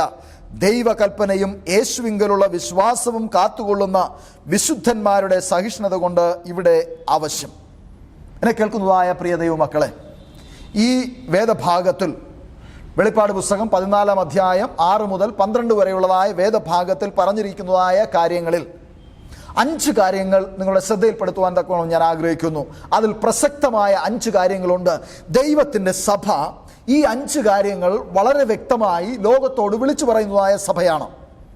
ഇന്ന് മറ്റ് ഇതര സഭകളെല്ലാം തന്നെ ഇത് വളരെ രഹസ്യമായും പ്രസംഗിക്കപ്പെടാതെയും അവരുടെ ആ സഭയിലുള്ളതായ ഐമേനികൾ ഈ കാര്യങ്ങൾ അറിയാൻ പാടില്ല എന്ന് മൂടി വയ്ക്കുകയും ചെയ്യുമ്പോൾ, ദൈവത്തിൻ്റെ സത്യസഭ ഇത് വളരെ വ്യക്തമായി പരസ്യമായി വിളിച്ചു പറയുന്നതായ ഒരു സഭയാണ്. ഒന്ന്, ദൈവത്തിൻ്റെ വചനം പറയുന്നത്, വേറൊരു ദൂതൻ ആകാശമധ്യേ പറക്കുന്നത് ഞാൻ കണ്ടു. ഭൂവാസികളായ സകല ജാതിയും ഭാഷയും ഗോത്രവും വംശവുമായവരോട് അറിയിപ്പാൻ അവൻ്റെ പക്കൽ ഒരു നിത്യസുവിശേഷമുണ്ടായിരുന്നു. ഇവിടെ ദൈവത്തിൻ്റെ സഭ ഉൾക്കൊള്ളുന്നത് ഒരു ആഗോള സുവിശേഷീകരണ വേലയിലാണ്. ഇത് ഏതെങ്കിലും ഒരു ഭൂമിയുടെ പ്രാന്തപ്രദേശത്ത് മാത്രം ഒതുങ്ങിക്കൊള്ളുന്നതായ ഒരു സുവിശേഷമല്ല. It is a global message preached to a global community. ഒരു അന്തർദേശികമായ ഒരു സമൂഹത്തോട് വിളിച്ചു പറയുവാൻ തക്കവണ്ണമുള്ള ഒരു ദൂതാണ് ഈ സഭയ്ക്ക് ഉള്ളത്. ഇത് കേരളത്തിൽ മാത്രം ഒതുങ്ങിക്കൂടുന്നതല്ല, ഇന്ത്യയിൽ മാത്രം ഒതുങ്ങിക്കൂടേണ്ടതായ ഒരു ദൂതല്ല. ദൈവത്തിൻ്റെ വചനം പറയുന്നത് ലോകത്തിലുള്ളതായ സകല മനുഷ്യരോടും വിളിച്ചു പറയേണ്ടതായ ഒരു ദൂതാണ്. ലോകത്തിലെല്ലായിടവും എല്ലാ പ്രദേശങ്ങളിലും ഇന്ന് അത്യുച്ചത്തിൽ വിളിച്ചു പറഞ്ഞുകൊണ്ടിരിക്കുന്നതായ ദൂത് ഉണ്ട്. നമുക്ക് താഴോട്ട് വരാം. 2, ഈ വേദഭാഗത്തിൽ പറഞ്ഞിരിക്കുന്നതായ രണ്ടാമത്തെ കാര്യം, ഈ സഭ സത്യസഭ വിളിച്ചു പറയുന്നതായ ഒരു കാര്യം, ദൈവത്തെ ഭയപ്പെട്ട് അവന് മഹത്വം കൊടുപ്പിൻ, സൃഷ്ടികർത്താവായ ദൈവത്തെ ആരാധിപ്പിൻ, സൃഷ്ടികർത്താവായ ദൈവത്തെ നമസ്കരിപ്പിൻ. ആ ദൈവത്തെ അല്ലാതെ വേറൊരുത്തനെയും നിങ്ങൾ നമസ്കരിക്കേണ്ട, വേറെ ആരെയും നിങ്ങൾ ഭയപ്പെടേണ്ട. ആ സൃഷ്ടികർത്താവായ ദൈവത്തെ നിങ്ങൾ നമസ്കരിപ്പിൻ എന്ന് ഈ സഭ വിളിച്ചു പറഞ്ഞുകൊണ്ടിരിക്കുകയാണ്. സൃഷ്ടികർത്താവായ ദൈവം ആര്? യോഹന്നാന്റെ സുവിശേഷം 1-ാം അധ്യായം അതിൻ്റെ 1-ാം വാക്യം നാം വായിക്കുമ്പോൾ അവിടെ കാണുന്നത്, 1 മുതൽ 3 വരെയുള്ളതായ വാക്യങ്ങൾ വായിക്കുമ്പോൾ വളരെ സുപരിചിതമായ വാക്യമാണ്. അവിടെ പറയുന്നത്, ആദിയിൽ ദൈവം ആകാശവും ഭൂമിയും സൃഷ്ടിച്ചു. ഉൽപ്പത്തി പുസ്തകം 1-ാം അധ്യായം 1-ാം വാക്യം. യോഹന്നാന്റെ സുവിശേഷം 1-ാം അധ്യായം 1-ാം വാക്യം പറയുന്നത്, ആദിയിൽ വചനമുണ്ടായിരുന്നു, വചനം ദൈവത്തോടു കൂടെ ആയിരുന്നു. ഉൽപ്പത്തി 1-ാമത്തെ പുസ്തകത്തിൽ 1-ാമത്തെ അധ്യായത്തിൽ പറയുന്നതായ അതേ ആദിയിൽ ഇതാ യോഹന്നാന്റെ സുവിശേഷം 1-ാം അധ്യായത്തിൽ പറയുന്നു, ആദിയിൽ ദൈവം. ഇവിടെയും ദൈവമുണ്ട്. ഈ ദൈവം ആദിയിലുണ്ടായിരുന്നു. ആ ദൈവം ആകാശത്തെയും ഭൂമിയെയും സൃഷ്ടിച്ചു. ഈ വചനം ദൈവത്തോടു കൂടെ ആയിരുന്നു. ആ വചനം ദൈവമായിരുന്നു.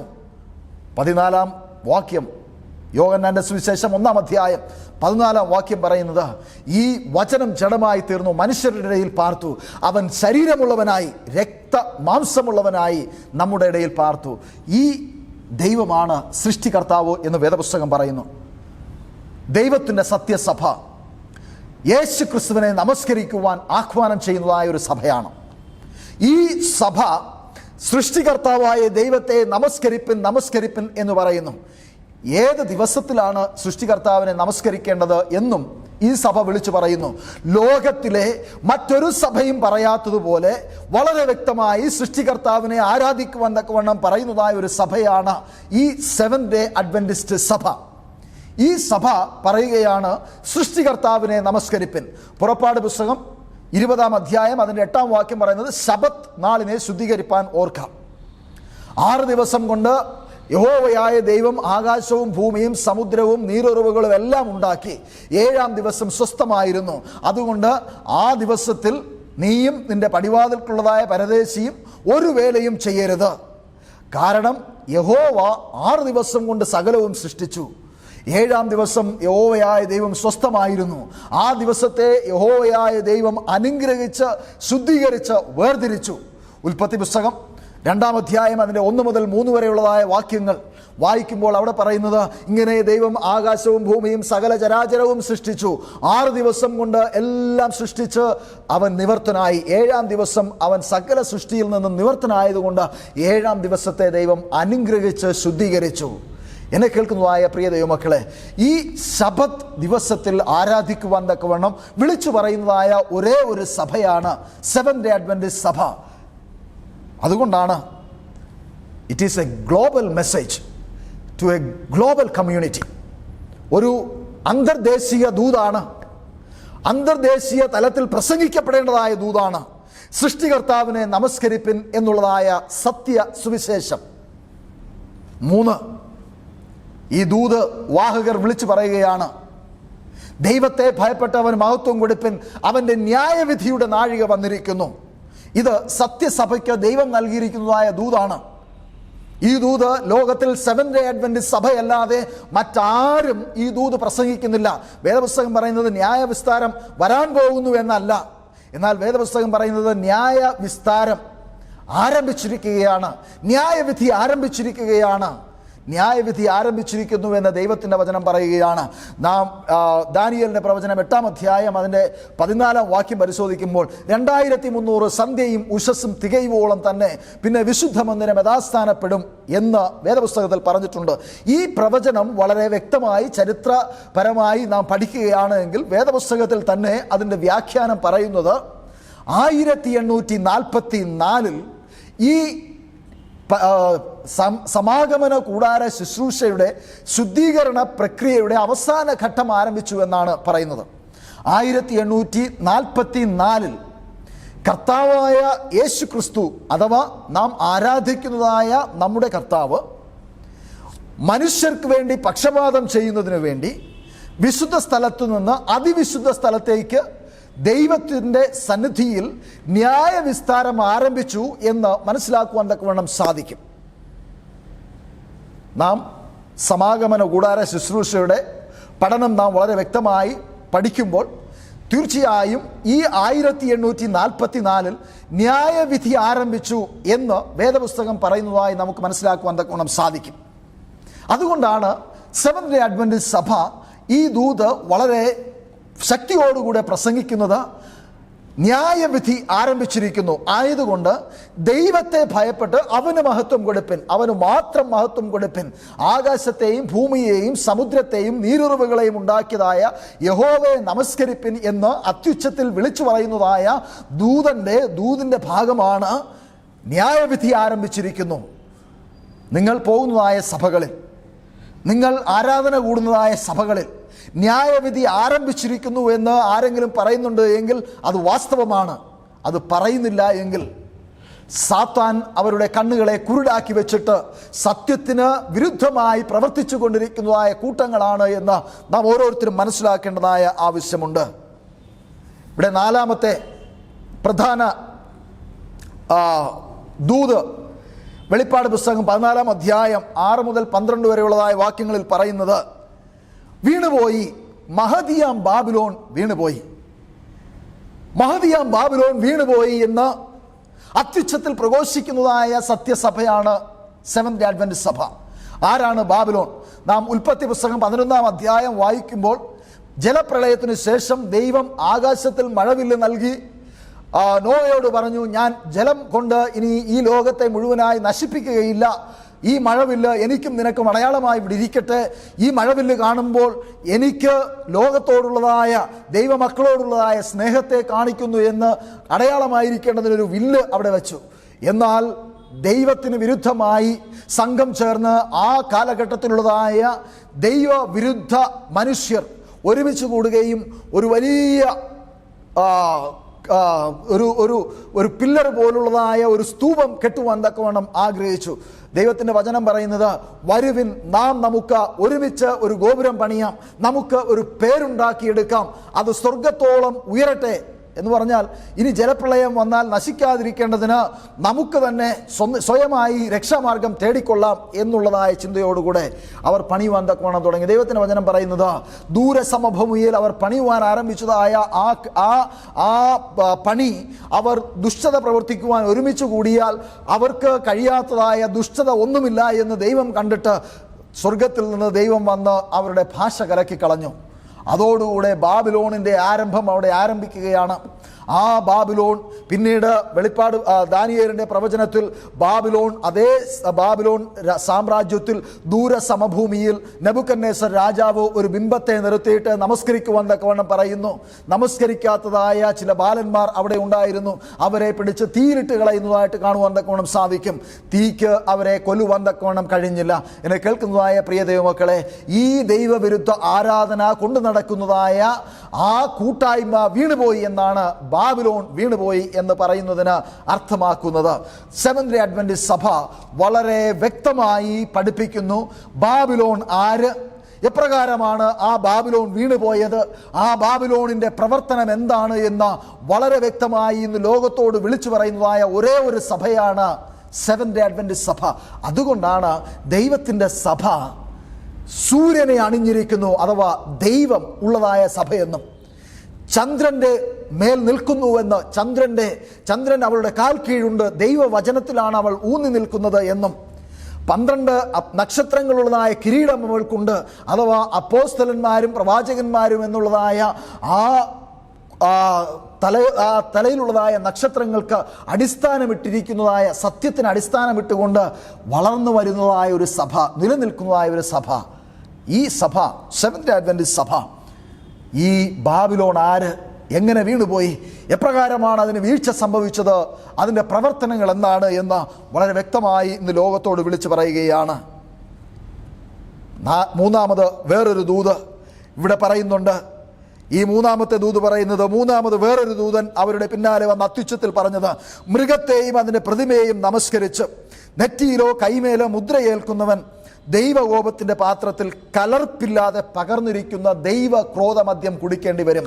എന്നെ കേൾക്കുന്നതായ പ്രിയ ദൈവമക്കളെ, സത്യസഭ, ദൈവത്തിൻ്റെ സത്യസഭ വിളിച്ചു പറയുന്നത്, ഈ മൃഗത്തിൻ്റെ മുദ്ര കൈമേലും നെറ്റിമേലും ഏൽക്കുന്നതായ ഒരു കാലമുണ്ടാകും. അപ്പോൾ ഇത് രണ്ട് സ്ഥലത്തും, അഥവാ കൈമേലോ നെറ്റിമേലോ മുദ്ര ഏൽക്കാതിരിക്കുന്നവർ ഭാഗ്യവാന്മാർ. അങ്ങനെ മുദ്ര ഏൽക്കുന്നവർ ദൈവകോപത്തിൻ്റെ പാത്രത്തിൽ കലർപ്പില്ലാതെ പകർന്നിരിക്കുന്നതായ ദൈവത്തിൻ്റെ ക്രോധമദ്യം കുടിക്കേണ്ടി വരുമെന്ന് ദൈവത്തിൻ്റെ വചനം പറയുകയാണ്. ഇത് ഇന്ന് സെവന്ത് ഡേ അഡ്വന്റിസ്റ്റ് സഭ വളരെ വിജയകരമായി പ്രസംഗിക്കുന്നതായ ഒരു ദൂതാണ്. കാരണം അനേകർ വേദപുസ്തകത്തിൽ പറഞ്ഞിരിക്കുന്നത് പോലെ തന്നെ ദൈവകൽപ്പന പ്രമാണിക്കുന്നതായി ഈ സഭയോട് യുദ്ധം ചെയ്യുവാൻ തക്കവണ്ണം സാത്താൻ സംഘം ചേർന്ന് എല്ലാ സഭകളുമായി ചേർന്ന് എല്ലാ മതസ്ഥരുമായി ചേർന്ന് ഈ സഭയ്ക്ക് വിരോധമായി പ്രവർത്തിച്ചു കൊണ്ടിരിക്കുകയാണ്. എന്നാൽ ഈ ദൈവത്തിൻ്റെ സഭ വിളിച്ചു പറയുന്നത്, മൃഗത്തിൻ്റെ മുദ്ര ഏൽക്കുന്നവർ ദൈവകോപത്തിൻ്റെ പാത്രത്തിൽ കലർപ്പില്ലാതെ പകർന്നിരിക്കുന്ന ദൈവക്രോധമദ്യം കുടിക്കേണ്ടി വരും. ദൈവത്തിൻ്റെ മുദ്ര എന്ന് പറയുന്നത് ദൈവത്തിൻ്റെ വിശുദ്ധ ശബത്ത് ആകുന്നു എന്ന് വേദപുസ്തകം പറയുന്നു.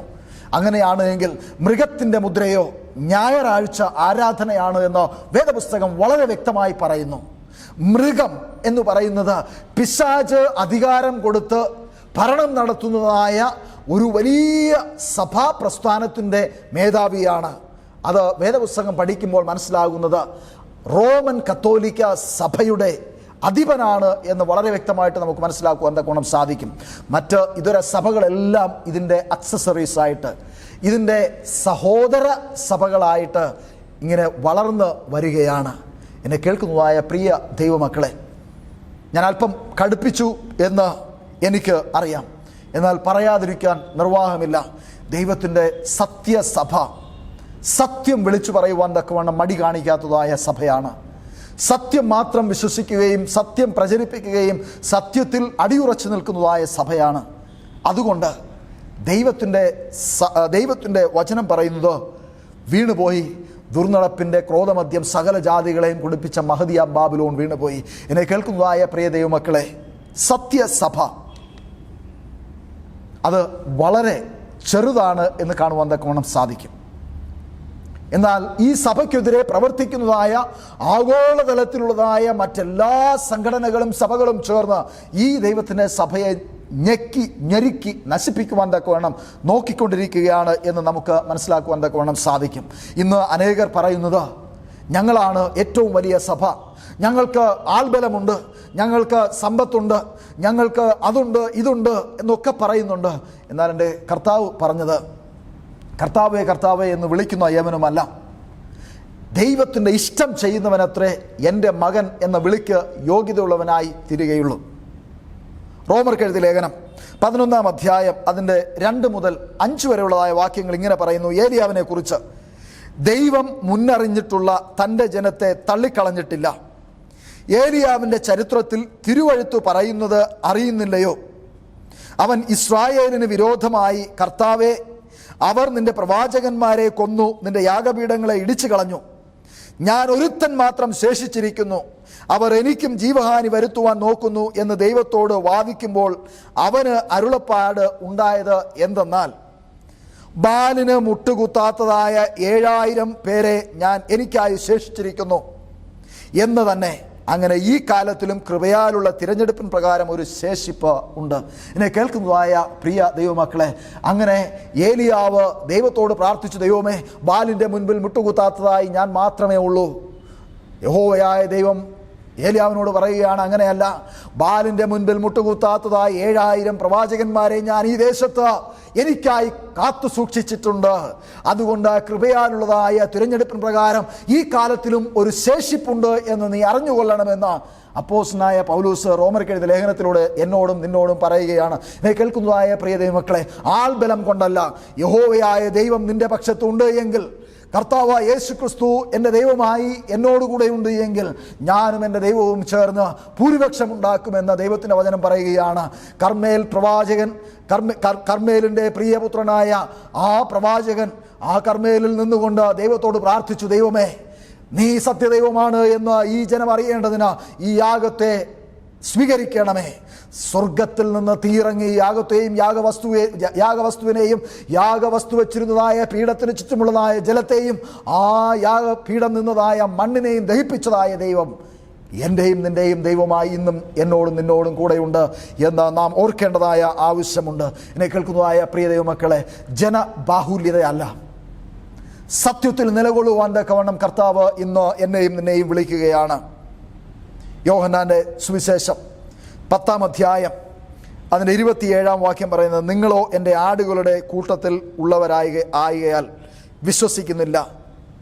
എൻ്റെ ആടുകൾ എൻ്റെ ശബ്ദം കേൾക്കുന്നു, ഞാൻ അവയെ അറിയുകയും അവ എന്നെ അനുഗമിക്കുകയും ചെയ്യുന്നു. എന്നെ കേൾക്കുന്നതായ പ്രിയ ദൈവമക്കളെ, സത്യസഭയുടെ അംഗങ്ങളായി തീരുവാൻ, കർത്താവ് യേശു ക്രിസ്തുവിനെ അനുഗമിക്കുവാൻ തക്കവണ്ണം ഇന്ന് ലോകത്തോട് ദൈവാത്മാവ് വിളിച്ച് പറഞ്ഞുകൊണ്ടിരിക്കുകയാണ്. ലോകത്തിൻ്റെ നാനാഭാഗങ്ങളിൽ ആയിരക്കണക്കിന് ആൾക്കാർ ഓരോ ദിവസവും ദൈവത്തിൻ്റെ സത്യസഭയോട് ചേർന്ന് കൊണ്ടിരിക്കുകയാണ്. വരാനിരിക്കുന്നതായ ദൈവരാജ്യത്തിൻ്റെ ഭാഗമായി തീരേണ്ടതിന് അവർ ദൈവകൽപ്പന പ്രമാണിക്കുകയും കർത്താവായ യേശു ക്രിസ്തുവിൻ്റെ വരവിന് വേണ്ടി കാത്തിരിക്കുകയും ചെയ്തുകൊണ്ടിരിക്കുകയാണ്. ആയിരങ്ങൾ, 10,000 ഇതാ കർത്താവായ യേശു ക്രിസ്തുവിനെ അനുഗമിക്കുമ്പോൾ ഇന്ന് ഞാൻ നീയും ചിന്തിക്കുന്നത്, അയ്യോ, ഇത് ശുഷ്കിച്ച കൂട്ടമാണല്ലോ, ദൈവത്തെ ആരാധിക്കുന്നവർ എന്ന് പറയുന്നു എങ്കിലും അവരിൽ അതിൻ്റെ പ്രകടമായ ഒരു കാഴ്ചയും കാണുന്നില്ലല്ലോ. എന്നെ കേൾക്കുന്നതായ പ്രിയ ദൈവമക്കളെ, നോഹ പെട്ടകത്തിൽ കയറി വാതിലടയ്ക്കുന്നതുവരെയും എല്ലാവരും അങ്ങനെ തന്നെ ചിന്തിച്ചു. ജലപ്രളയം വന്ന് പെട്ടകം പൊങ്ങി, ജലപ്രളയം വന്ന് എല്ലാവരും നശിച്ചു പോയി. പെട്ടകത്തിനകത്തുൾപ്പെട്ടവർ മാത്രം 8 പേർ, വെറും 8 പേർ മാത്രം രക്ഷ പ്രാപിച്ചപ്പോൾ അവർക്കറിയാമായിരുന്നു, ഞങ്ങൾ ദൈവത്തിൻ്റെ വചനം അനുസരിച്ചു, ദൈവം ഞങ്ങളെ രക്ഷിച്ചു. ഇന്ന് പകൽക്കാലം എന്നെ കേൾക്കുന്നതായ പ്രിയ ദൈവമക്കളെ, രക്ഷയുടെ കൂട്ടത്തിൽ കർത്താവ് യേശു ക്രിസ്തുവിനോടുകൂടെ ചേരുവാൻ തക്കവണ്ണം നിലകൊള്ളുന്നവർ, സത്യത്തിന് വേണ്ടി നിലകൊള്ളുന്നവർ, സത്യത്തിൻ്റെ ആത്മാവുള്ളവർ, ദൈവവചനം പ്രമാണിക്കുവാൻ തക്കവണ്ണം വളരെ ചുരുക്കം പേർ മാത്രമേ ഉണ്ടാവുകയുള്ളൂ എന്ന് ദൈവത്തിൻ്റെ വചനം പറയുകയാണ്. നീ നിൽക്കുന്നതായ സഭ ദൈവത്തിൻ്റെ കൽപ്പനകൾ അനുസരിക്കേണ്ട എന്ന് പഠിപ്പിക്കുന്നു എങ്കിൽ നിന്റെ സഭ തെറ്റായ സഭയാണ്. നീ അവിടം വിട്ട് പുറത്തു പോകേണ്ടതായ സമയം വന്നിരിക്കുന്നു. നീ നിൽക്കുന്നതായ സഭ ഞായറാഴ്ചയാണ് വിശുദ്ധ ദിവസമെന്ന് പഠിപ്പിക്കുകയും ആ ദിവസത്തിലാണ് ആരാധന കഴിക്കുകയും ചെയ്യുന്നുവെങ്കിൽ ദൈവ വചന വിരുദ്ധമായിട്ടാണ് നീ അത് വിശ്വസിക്കുകയും പ്രവർത്തിക്കുകയും ചെയ്യുന്നത്. അതുകൊണ്ട് നീ അത് വിട്ടുപോരുക എന്ന് ദൈവാത്മാവ് ഇന്ന് പകൽക്കാലം നിന്നോട് പറയുകയാണ്. നീ ആയിരിക്കുന്നതായ സഭ കർത്താവായ യേശു ക്രിസ്തു വന്നതിന് ശേഷം നിനക്ക് നിന്റെ പാപങ്ങളെ ഏറ്റുപറഞ്ഞ് നിനക്ക് രക്ഷ പ്രാപിക്കാനുള്ളതായ ഒരവസരം ലഭിക്കും എന്ന് പഠിപ്പിക്കുന്നുവെങ്കിൽ നീ നിൽക്കുന്നതായ സഭ തെറ്റാണ്. നീ ആ സഭയെ ഉപേക്ഷിച്ച് ദൈവത്തിൻ്റെ സഭയിലേക്ക് കർത്താവ് യേശു ക്രിസ്തുവിനെ അനുഗമിക്കുവാൻ തക്കവണ്ണം ഞാൻ ഇന്ന് പകൽക്കാലം നിന്നോട് ആഹ്വാനം ചെയ്യുകയാണ്. നീ നിൽക്കുന്നതായ സഭ യേശു ക്രിസ്തു രഹസ്യമായി വന്ന് ദൈവത്തിൻ്റെ സഭയെ കൂട്ടിക്കൊണ്ടു പോകുമെന്ന് പഠിപ്പിക്കുന്നുവെങ്കിൽ it is high time that you get out of that church. നീ ആ സഭ വിട്ട് പുറത്തു വരേണ്ടതായ സമയം അതിക്രമിച്ചിരിക്കുകയാണ്. കാരണം കർത്താവായ യേശു ക്രിസ്തു വരുമ്പോൾ കർത്താവ് താൻ ഗംഭീരനാദത്തോടും പ്രധാന ദൂതൻ്റെ ശബ്ദത്തോടും ദൈവത്തിൻ്റെ കാഹളത്തോടും കൂടെ വരും. വെളിപ്പാട് പുസ്തകം 1-ാം അധ്യായം 7-ാം വാക്യം പറയുന്നത്, ഇതാ അവൻ മേഘാരൂഢനായി വരുന്നു, ഏത് കണ്ണും അവനെ കുത്തിത്തുളച്ചവരും അവനെ കാണുമെന്ന് പറയുമ്പോൾ യേശു ക്രിസ്തു രഹസ്യമായിട്ട് വരുന്നു എന്ന് നിന്നെ പഠിപ്പിക്കുകയും നീ എങ്ങനെ പഠിക്കുകയും നീ വിശ്വസിക്കുകയും ചെയ്യുന്നുവെങ്കിൽ വേദപുസ്തകത്തിന് വിരുദ്ധമായ ഉപദേശമാണ്. നീ അവ വിട്ട് പുറത്തു വരേണ്ടതായ സമയം അതിക്രമിച്ചിരിക്കുന്നു. നീ നിൽക്കുന്നതായ സഭ ഒരു മനുഷ്യൻ മരിച്ചാൽ അവൻ്റെ ആത്മാവ് ജീവിക്കുന്നു എന്ന് പഠിപ്പിക്കുന്നുവെങ്കിൽ അത് പിശാചിൻ്റെ ഉപദേശമാണ് എന്ന് മനസ്സിലാക്കിക്കൊണ്ട് പിശാച് ഏദൻ തോട്ടത്തിൽ ആദാം ഹവ്വ ദമ്പതിമാരോട് അത് തന്നെ പറഞ്ഞു, നീ മരിക്കയില്ല നിശ്ചയം, നീ ദൈവത്തെ പോലെ ആയിത്തീരും, മരണമില്ലാത്തവനായി തീരുമെന്ന് പിശാച് പറഞ്ഞതുപോലെ ആ പിശാചിൻ്റെ ആത്മാവോടുകൂടിയുള്ളവൻ നിന്റെ സഭയിലിരുന്ന് നിന്നെ തെറ്റിച്ച് കളയുവാൻ തക്കവണ്ണം നോക്കുകയാണ്. എന്നെ കേൾക്കുന്നതായ പ്രിയ ദൈവമക്കളെ, കർത്താവ് നിന്നെ വിളിക്കുകയാണ്, ദൈവത്തിൻ്റെ സത്യത്തിലേക്ക് നിന്നെ വിളിക്കുകയാണ്. മത്തായിയുടെ സുവിശേഷം 7-ാം അധ്യായം 13-14 വാക്യങ്ങൾ ഇങ്ങനെ പറയുന്നു, ഇടുക്കുവാതിലൂടെ അകത്ത് കടപ്പിൻ, നഗരത്തിലേക്ക് പോകുന്ന വാതിൽ വീതിയുള്ളതും വഴി വിശാലവും അതിൽ കൂടെ കടക്കുന്നവർ അനേകരുമാകുന്നു. ജീവങ്കലേക്ക് പോകുന്ന വാതിൽ ഇടുക്കവും വഴി ഞെരുക്കമുള്ളതും അത് കണ്ടെത്തുന്നവർ ചുരുക്കവും അത്രേ. ഇന്ന് പകൽക്കാലം ആ സത്യത്തിൻ്റെ വാതിൽ കണ്ടെത്തുവാൻ തക്കവണ്ണം ദൈവം നിങ്ങളെ സഹായിച്ചുവെങ്കിൽ നിങ്ങൾ ആ സത്യത്തിൻ്റെ പാത തിരഞ്ഞെടുക്കുവാൻ തക്കവണ്ണം ഞാൻ നിങ്ങളെ ആഹ്വാനം ചെയ്യുകയാണ്. അത് ഇടുക്കമുള്ളതാണ്, അത് ഞെരുക്കമുള്ളതാണ്, അത് പ്രയാസകരമാണ്. ദൈവത്തിൻ്റെ കൽപ്പന അനുസരിക്കുന്നത് അത്ര കണ്ട് എളുപ്പമല്ല. അത് ഈ ലോക സുഖങ്ങളെ വെടിഞ്ഞ് വരാനിരിക്കുന്നതായ ദൈവരാജ്യത്തിന് വേണ്ടി ഒരുക്കം ഉള്ളവരായിരിക്കേണ്ടതിന് വേർപാടാചരിക്കേണ്ടതായ ഒരു വെല്ലുവിളി ഉള്ളതായ ഒരു കാര്യമാണ്. ആയതുകൊണ്ട് എന്നെ കേൾക്കുന്നതായ പ്രിയ ദൈവമക്കളെ, നിങ്ങൾ സത്യത്തിൻ്റെ ആത്മാവിൽ ആരാധിക്കുന്നില്ല എങ്കിൽ, സത്യം നിങ്ങളുടെ ഉള്ളിൽ നിങ്ങൾ ഇനിയും ഗ്രഹിച്ചിട്ടില്ല എങ്കിൽ, ദൈവത്തിൻ്റെ വചനം പഠിച്ച് ആ വചനത്തിൽ നിലകൊള്ളുവാൻ തക്കവണ്ണം ഞാനിന്ന് പകൽക്കാലം നിങ്ങളെ ആഹ്വാനം ചെയ്യുകയാണ്. മത്തായിയുടെ സുവിശേഷം 7-ാം അധ്യായം 15-ാം വാക്യം ഇങ്ങനെ പറയുന്നു, കള്ളപ്രവാചകന്മാരെ സൂക്ഷിച്ചുകൊള്ളുവിൻ, അവർ ആടുകളുടെ വേഷം പൂണ്ട് നിങ്ങളുടെ അടുക്കൽ വരുന്നു, അകമേയോ കടിച്ചു കീറുന്ന ചെന്നായ്ക്കൾ ആകുന്നു. എന്നെ കേൾക്കുന്നതായ പ്രിയ ദൈവമക്കളെ, നിങ്ങളുടെ പുരോഹിതന്മാർ, നിങ്ങളുടെ ഉപദേശിമാർ, നിങ്ങളുടെ പാസ്റ്റർമാർ, നിങ്ങളുടെ ഡീക്കന്മാർ, നിങ്ങളുടെ സഭാമൂപ്പന്മാർ ദൈവവിരോധമായി, ദൈവവചനത്തിന് വിരോധമായിട്ടാണ് നിങ്ങളോട് പ്രഘോഷിക്കുന്നതെങ്കിൽ, ഉപദേശിക്കുന്നത് എങ്കിൽ ഓർത്തുകൊള്ളുക, അവർ ആടുകളുടെ വേഷം പൂണ്ട് നിങ്ങളുടെ അടുക്കൽ വരുന്ന ചെന്നായ്ക്കൾ ആകുന്നു. അകമേയോ കടിച്ചു കീറുന്ന ചെന്നായ്ക്കൾ. എന്നെ കേൾക്കുന്നതായ പ്രിയ ദൈവമക്കളെ, ആ ചെന്നായ്ക്കൾക്ക് നിങ്ങളുടെ രക്തം കൊടുക്കാതെ കർത്താവ് യേശു ക്രിസ്തുവിനെ സ്വീകരിച്ച് അവൻ്റെ വചനത്തിൽ അടിയുറച്ച് വിശ്വസിച്ച് സൂര്യനെ അണിഞ്ഞതായ സ്ത്രീ, അവളുടെ കാൽ കീഴ് ചന്ദ്രനും അവളുടെ തലയിൽ 12 നക്ഷത്രങ്ങൾ കൊണ്ടുള്ളതായ കിരീടവും ഉള്ളതായ ഒരു സഭ, സത്യത്തിന് വേണ്ടി നിലകൊള്ളുന്നതായ ഒരു കൂട്ടം, ദൈവത്തിൻ്റെ വചനം പ്രമാണിക്കുവാൻ തക്കവണ്ണം പഠിപ്പിക്കുകയും ആ പഠിപ്പിക്കുന്നതിനനുസരിച്ച് പ്രവർത്തിക്കുകയും ചെയ്യുവാൻ പ്രോത്സാഹിപ്പിക്കുന്നതായ ഒരു സഭ, കർത്താവായ യേശു ക്രിസ്തുവിൽ വിശ്വസിച്ച് കർത്താവായ യേശു ക്രിസ്തുവിൻ്റെ സാക്ഷ്യമുള്ളതായ സഭ, ഈ സഭയുടെ അംഗമാകുവാൻ ഇന്ന് പകൽക്കാലം നിങ്ങളെല്ലാവരെയും ഞാൻ ആഹ്വാനം ചെയ്യുകയാണ്. എന്നെ കേൾക്കുന്നതായ പ്രിയ ദൈവമക്കളെ, കർത്താവായ യേശു ക്രിസ്തുവിന് ഒരു മണവാട്ടി മാത്രമേ ഉള്ളൂ. ആ മണവാട്ടിയെ ചേർക്കുവാൻ കർത്താവായ യേശു ക്രിസ്തു വേഗം വരാനിരിക്കുന്നു. അവൻ വേഗം വരുന്നതായ സമയത്ത് ആ കർത്താവിൻ്റെ മണവാട്ടി സഭയുടെ അംഗമായി തീർന്ന് അവൻ്റെ വരവിൽ അവനോടുകൂടെ ചേർക്കപ്പെടുന്നവരുടെ കൂട്ടത്തിൽ എണ്ണപ്പെടുവാൻ ദൈവം നിങ്ങളെയും എന്നെയും സഹായിക്കുമാറാകട്ടെ എന്ന് പ്രാർത്ഥിക്കുന്നു. ദൈവം നിങ്ങളെ ഏവരെയും അനുഗ്രഹിക്കുമാറാകട്ടെ. ആമേൻ. ശുശ്രൂഷയുടെ അവസാനമായിട്ട് 113 പാട്ട് നമുക്ക് ഏവർക്കും ചേർന്ന് പാടാം.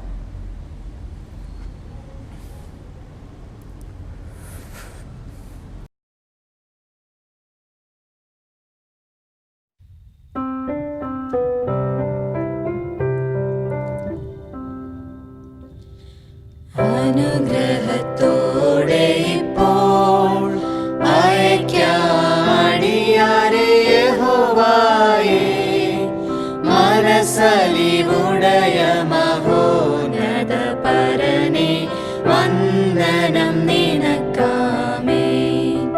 മനസ്സലിവുടയ മഹോന്നത പരനെ വന്ദനം നിനക്കാമേ. കരുണയിനാസനത്തിൽ നിന്നു കൃപയടിയങ്ങൾ മേൽ വരണമെല്ലായ്പ്പോഴും ഇരിക്കണം രാപ്പകൽ വന്ദനം നിനക്കാമേ. വരണമെല്ലായ്പ്പോഴും ഇരിക്കണം രാപ്പകൽ വന്ദനം നിനക്കാമേ. തിരുസമാധാനവാക്യം ദാസരിൽ സ്ഥിരപ്പെടാൻ അരുൾക ഇപ്പോൾ. അരുമ നിൻ വേദത്തെ അരുളിയ പരനെ ഹല്ലേലൂയ ആമേൻ. അരുമ നിൻ വേദത്തെ അരുളിയ പരനെ ഹല്ലേലൂയ ആമേൻ.